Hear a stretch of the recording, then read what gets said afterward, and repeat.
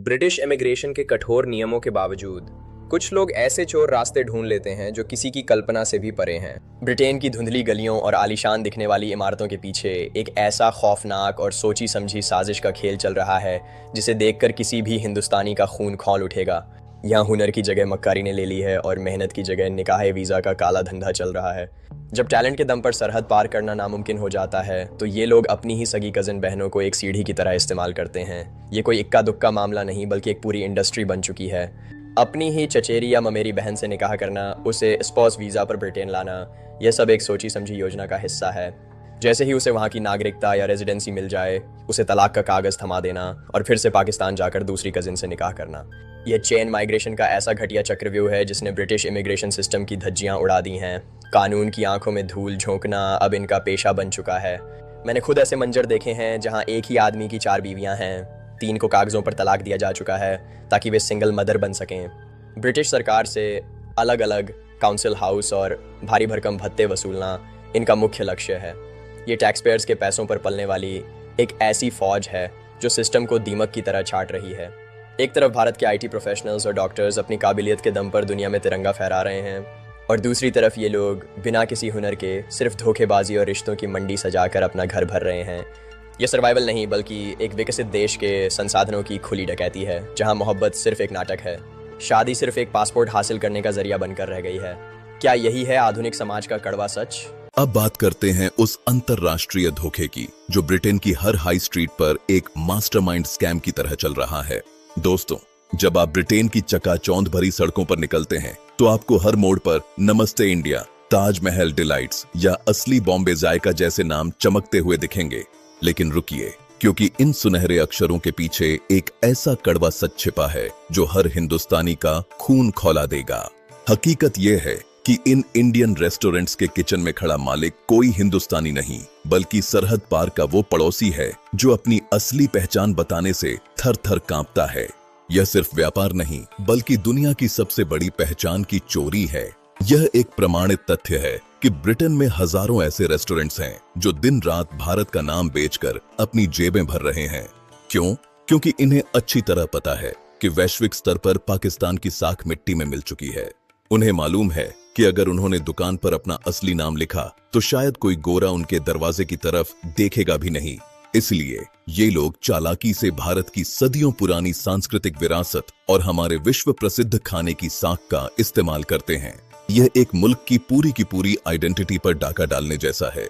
ये लोग हमारे मसालों, हमारे नाम और हमारे तिरंगे के रंगों के पीछे छुपकर गोरों को चिकन टिक्का मसाला परोसते हैं, जबकि असल में इनका हमारे देश की महान सभ्यता से दूर दूर तक कोई नाता नहीं है।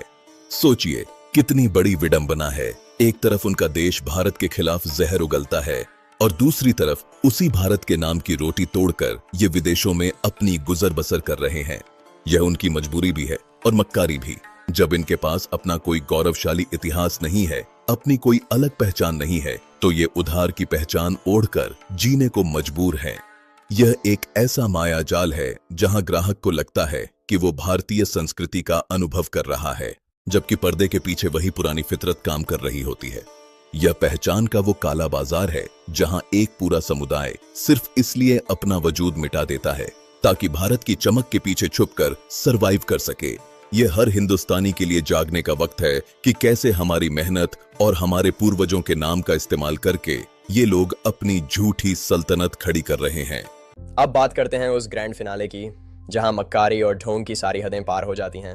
जब निकाह के हथकंडे और रेस्टोरेंट के फर्जी नकाब भी नाकाम होने लगते हैं, तब शुरू होता है असाइलम यानी राजनीतिक शरण का वो ड्रामा जो ऑन स्क्रीन जीतने लायक होता है। जरा सोचिए, जो लोग अपने मुल्क में मजहब और कट्टरता की दुहाई देते नहीं थकते, वही ब्रिटेन की अदालतों में जाकर रातों रात अपनी फितरत और पहचान बदल लेते हैं।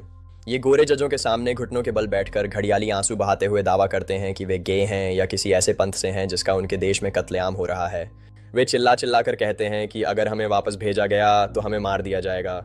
ये उन लोगों का असली और दोहरा चेहरा है जो एक अदद लाल पासपोर्ट के लिए अपने खुदा, अपने मुल्क और अपनी असलियत तक का सौदा सरे बाजार कर देते हैं। यह एक ऐसा बेशर्मी भरा पैंतरा है जहां पश्चिमी देशों की उदारता और उनके मानवाधिकार कानूनों को एक हथियार की तरह इस्तेमाल किया जाता है। इनके पास दिखाने के लिए ना कोई हुनर है, ना कोई डिग्री और ना ही मेहनत करने का जज्बा। इनके पास है तो बस झूठ बोलने की एक ऐसी मशीन जो इन्हें सिस्टम में दीमक की तरह घुसा देती है। ये सर्वाइवल नहीं बल्कि दुनिया के सामने अपनी गरिमा को नीलाम करने की दास्तान है, जिसे देखकर किसी भी स्वाभिमानी इंसान का सिर शर्म से झुक जाए। लेकिन दोस्तों, इस पूरी कहानी का सबसे काला और रूह कंपा देने वाला अध्याय वो है जहां ये लोग अपनी ही मासूम बेटियों की बलि चढ़ा देते हैं। ज़रा कल्पना कीजिए, ब्रिटेन के खुले और आधुनिक माहौल में पली बड़ी, ऊंची शिक्षा पाने वाली और सुनहरे सपने देखने वाली बेटियों का क्या कसूर है। इन बेटियों को मजबूर किया जाता है कि वे सरहद पार पाकिस्तान के किसी ऐसे सुदूर गांव के अनपढ़ और जाहिल रिश्तेदार से निकाह करें जिसे अंग्रेजी का एक अक्षर तक नहीं आता। यह अरेंज मैरिज के नाम पर किया जाने वाला एक कानूनी इंसानी तस्करी का धंधा है। माँ बाप अपनी ही बेटियों की ज़िंदगी के चिराग को सिर्फ इसलिए बुझा देते हैं। ये टैलेंट की कमी को मक्कारी और अपनों के साथ गद्दारी करके भरने का वो रास्ता है जो किसी भी पत्थर दिल इंसान को भी रुला दे। एक तरफ भारत के नौजवान अपनी बुद्धि, टेक्नोलॉजी और काबिलियत से पूरी दुनिया को लीड कर रहे हैं, सिलिकॉन वैली से लंदन तक अपना परचम लहरा रहे हैं, और दूसरी तरफ ये लोग हैं जो केवल झूठ, फरेब और अपने ही खून के व्यापार के दम पर सर्वाइवल की भीख मांग रहे हैं। यह सिर्फ एक वीडियो नहीं बल्कि उस कड़वे सच का आईना है जो गवाही दे रहा है कि मेहनत का कोई विकल्प नहीं होता और झूठ की बुनियाद पर खड़े महल एक दिन ढा ही जाते हैं।